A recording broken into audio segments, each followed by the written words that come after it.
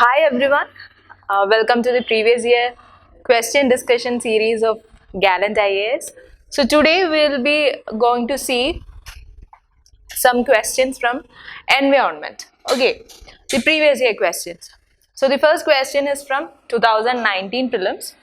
So the question reads, consider the following statements. Under Ramsar Convention, it is mandatory on the part of the Government of India to protect and conserve all the wetlands in the territory of India.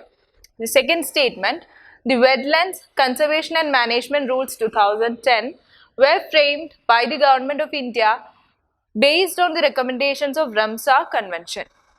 And the third statement, the Wetlands Conservation and Management Rules 2010 also encompass the drainage area or the catchment region of the wetlands as determined by the authority. So in this particular question, like if you can figure out the first statement whether it is right or not, then somewhat like half part of your job is done, because you can eliminate two of the options. Okay, so here it is like the first statement is under Ramsar Convention it is mandatory on the part of the government to protect and conserve all the wetlands in the territory of India. So it is like under Ramsar Convention, the wetlands are actually selected to be in the list like on the basis of a variety of factors like the zoology, the ecology, botany, limnology as well as hydrology. All these factors are taken into consideration when we add particular wetlands of international importance into this particular Ramsar list.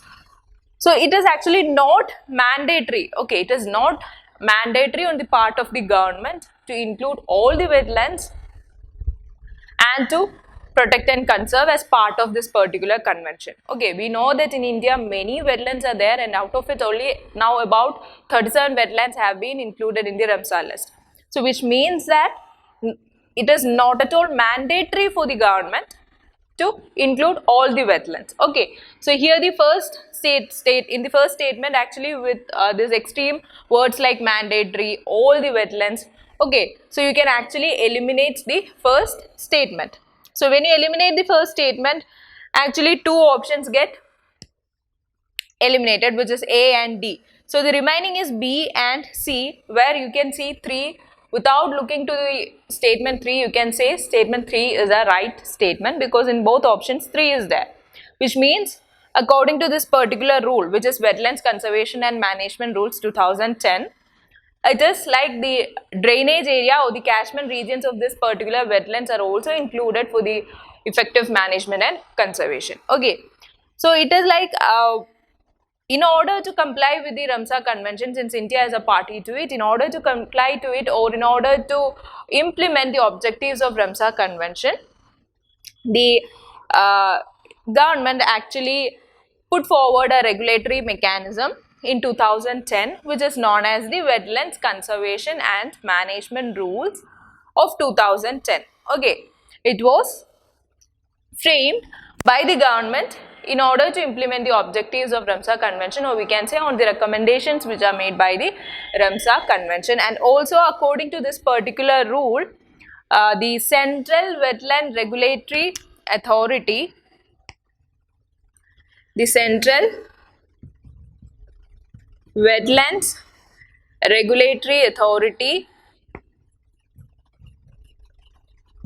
okay, the Central Wetlands Regulatory Authority has also been constituted under this particular Wetlands Conservation and Management Rules of 2010. So here actually second statement and third statement are right statements. So your answer here will be option B, 2 and 3 only.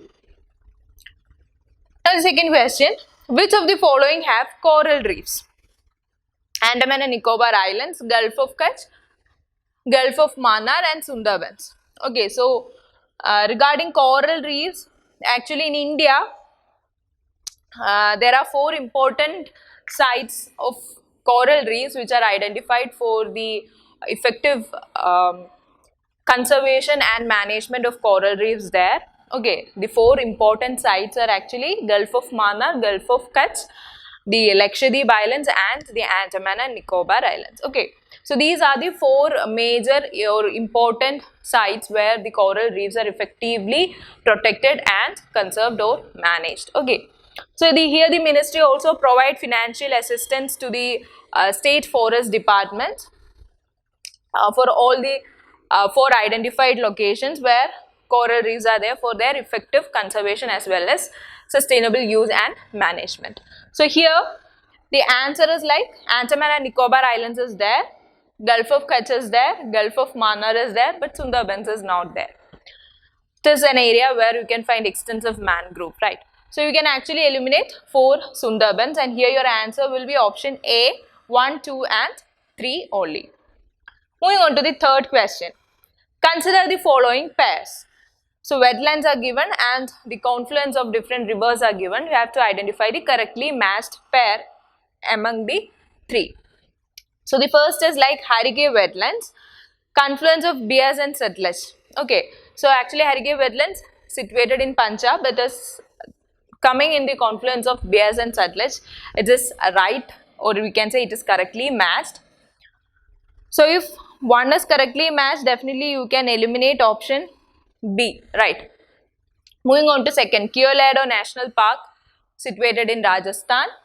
So the Keoladeo National Park actually it is coming or it is formed by the inundation of river Gambhira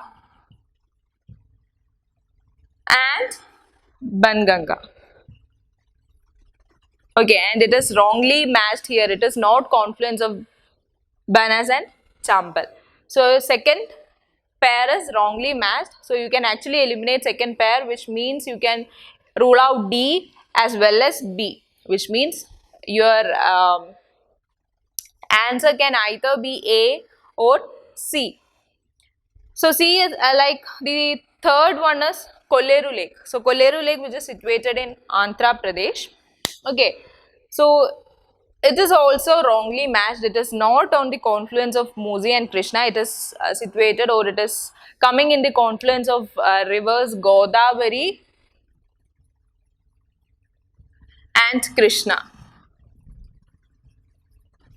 Okay, so here the third pair is also wrongly matched. So here your answer turns out to be option A, 1 only. Now the fourth question. With reference to wetlands of India, consider the following statements. The country's total geographical area under the category of wetlands is recorded more in Gujarat as compared to other states. Second statement, in India, the total geographical area of coastal wetlands is larger than that of inland wetlands. So regarding the wetlands and its total geographical area, actually we know that about more than 15 million hectares of wetlands area is being covered in India, and out of it more than 3 million hectares is found in Gujarat alone. So we can say that country's total geographical area under the category of wetlands is actually recorded more in Gujarat. So the first statement is actually right. Moving on to the second statement, the wetlands is actually classified into coastal as well as inland wetlands. Okay, so in India, the total geographical area of coastal wetlands is larger than that of inland wetlands. This is actually a wrong statement, because in India, about 69% of area of wetlands is being occupied by the inland wetlands, and only 27% is being occupied by the coastal wetlands, which means that it is the other way around and not like the coastal wetlands area of geographical area of coastal wetlands is larger than that of inland wetlands is a wrong statement. It is like the total geographical area of inland wetlands is larger than that of the coastal wetlands. So here second statement is wrong and the first one is right. So here it is asking the correct statement. So our answer will be option A, 1 only. Now the last question. The 2004 tsunami made people realize that mangroves can serve as a reliable safety hedge against coastal calamities. How do mangroves function as a safety hedge? So here actually the question is asking about mangrove vegetation. Okay. So mangroves are actually the salt tolerant forest ecosystem or vegetation which is actually found in the tropical and subtropical regions which are near the equator.